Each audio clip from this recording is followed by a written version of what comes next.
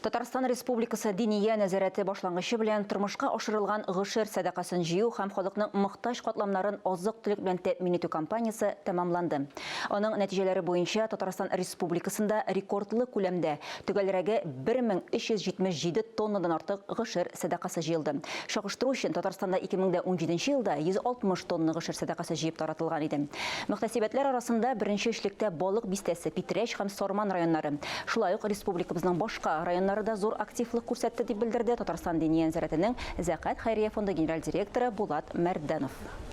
Республикабызда гышыр җыю кампаниясе 2017 елдан бирле зур адымнар белән алга таба бара һәм үсә. Бу эштә баш казыйбыз Җәлил хәзрәт Фазлыевның өлеше зур һәм елдан-ел һәрбер районда мәчетләрдә гышыр садакасы җыела һәм күп өлеше шул урыннардагы мохтаҗларга тапшырыла. Яисә әйтик мәдрәсәләргә. Һәм шул исәптән безнең фондка Зәкәт хәйрия фондына да тапшырыла.